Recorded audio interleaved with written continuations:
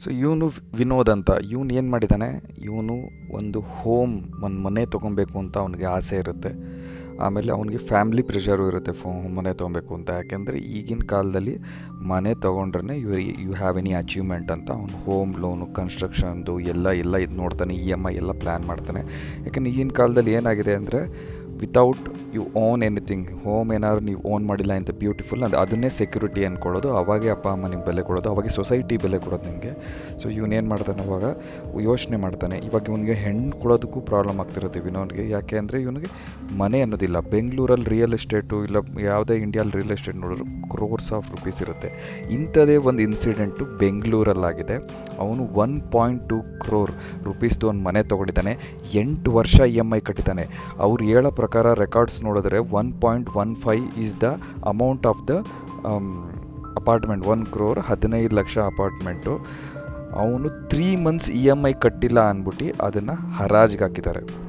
Let's calculate ಅವನದು 80% loss ಹೆಂಗಾಗಿದೆ ಅಂತ calculate ಮಾಡೋಣ.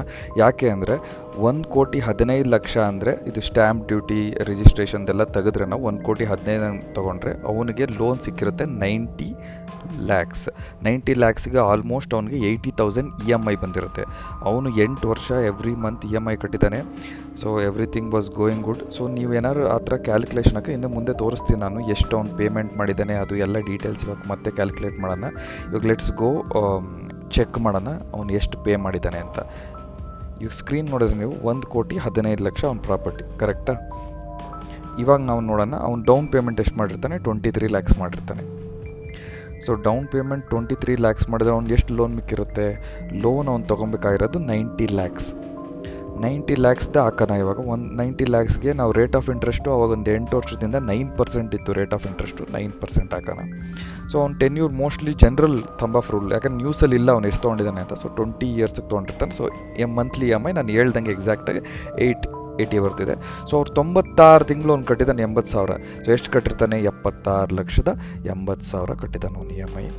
ಅವನು ಆಮೇಲೆ ಎವ್ರಿಥಿಂಗ್ ವಾಸ್ ಗೋಯಿಂಗ್ ಗುಡ್. ಆಮೇಲೆ ಅವನಿಗೆ ಜಾಬ್ ಲಾಸ್ ಆಗುತ್ತೆ. ಜಾಬ್ ಲಾಸ್ ಆಗಿ ಫಸ್ಟ್ನೇ ಮಂತು ಡ್ಯೂ ಅಂತ ಬರುತ್ತೆ ಅವನಿಗೆ, ನಿಮ್ಗೆ ಫಸ್ಟ್ನೇ ಮಂತ್ ಕಟ್ಟಿಲ್ಲ ಅಂತ. ಸೊ ರೂಲ್ಸ್ ಪ್ರಕಾರ it's fine.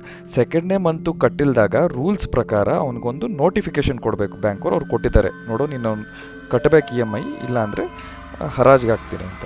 So 3rd month ಯಾವಾಗ ಇವ್ನು ಕಟ್ಟಲ್ವೋ ಅವನದು ಬ್ಯಾಂಕವರು ಅವನ್ನ ನಾನ್ ಪರ್ಫಾರ್ಮಿಂಗ್ ನಾನ್ ಪರ್ಫಾರ್ಮಿಂಗ್ ಅಸೆಟ್ ಅಂದ್ಕೊಂಡು ಆಕ್ಷನ್ಗೆ ಹಾಕ್ತಾರೆ.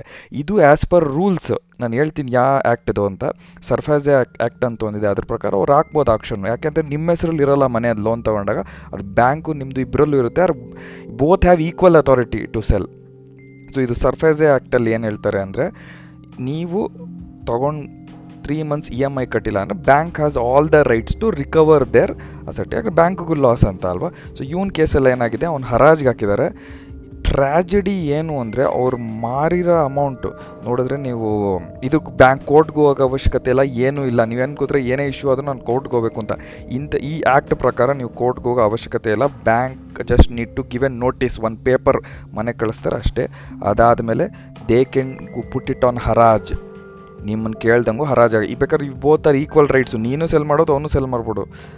ಸೊ ಆಕ್ಷನ್ಗೆ ಹಾಕ್ತಾರೆ. ಆಕ್ಷನ್ಗೆ ಹಾಕ್ಬೇಕಾದ್ರೆ ಪರ್ಚೇಸ್ ಪ್ರೈಸ್ ಲೆಕ್ಕ ಹಾಕೋಣ. ಅವ್ನು ಎಷ್ಟು ತೊಗೊಂಡಿದ್ದು? 1,15,00,000 ಆಲ್ಮೋಸ್ಟ್ 8 years ಬ್ಯಾಕ್ ತೊಗೊಂಡಿದ್ದಾನೆ. ಆಕ್ಷನ್ ಪ್ರೈಸ್ 95 ಲಕ್ಷಕ್ಕೆ ಆಕ್ಷನ್ ಹೋಗಿದೆ. ಸೊ ಇವಾಗ ಬ್ಯಾಂಕ್ ಅವ್ರದ್ದು ಪೆಂಡಿಂಗ್ ಅಮೌಂಟು ಅವನು 8 ವರ್ಷದಲ್ಲಿ ಕಟ್ಟಿರೋದು ಎಷ್ಟು ಗೊತ್ತಾ? 10 ಲಕ್ಷ ಕಟ್ಟಿರೋದು. ಸೊ 80 ಲಕ್ಷ ರಿಕವರ್ ಮಾಡ್ಕೊಂಡು ಮಿಕ್ಕಿದ 15 ಲಕ್ಷ ಅವ್ನು ಕೊಟ್ಟಿದ್ದಾರೆ.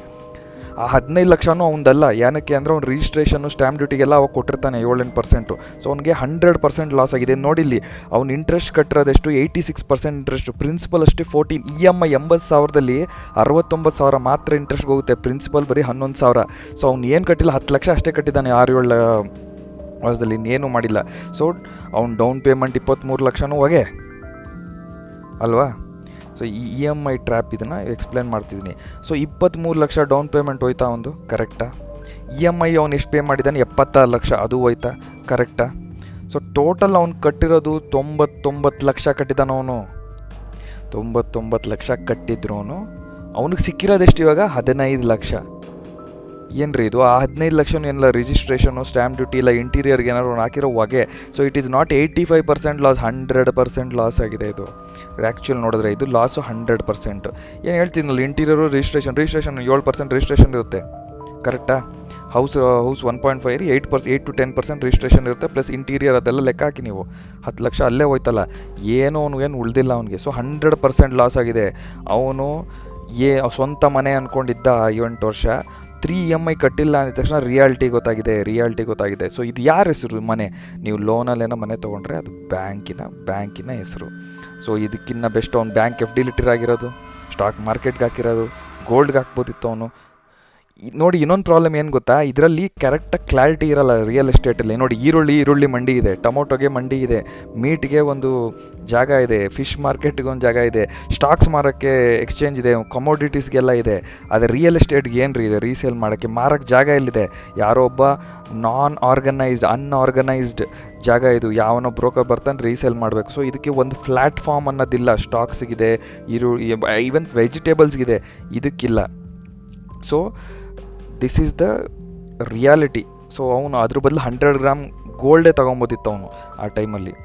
ಸೊ ದಿಸ್ ಈಸ್ ದ ನೀವು ಲೋನ್ ತೀರಿಸಿಲ್ಲ ಅಂದರೆ ಪ್ರೌಡ್ ಆಗೋ ಅವಶ್ಯಕತೆಯೂ ಇಲ್ಲ, ಯಾಕೆಂದರೆ it is all in the bank's name. Bank will be owning you. So best is save money ಮಾಡಿ, ಇನ್ವೆಸ್ಟ್ ಮಾಡಿ, ಡೌನ್ ಪೇಮೆಂಟ್ನ ಬೇಗ ಮುಗಿಸಿ, ನಿಮ್ಮ ಮನೇನ ನಿಮ್ಮ ಹೆಸ್ರಿಗೆ ತೊಗೊಳ್ಳಿ. ಅವಾಗ ಈ ಟೆನ್ಷನ್ಗಳಿರಲ್ಲ, ನೀವು ಓನ್ ಮಾಡ್ಬೋದು ನಿಮ್ಮ ಮನೇನ. Thank you guys.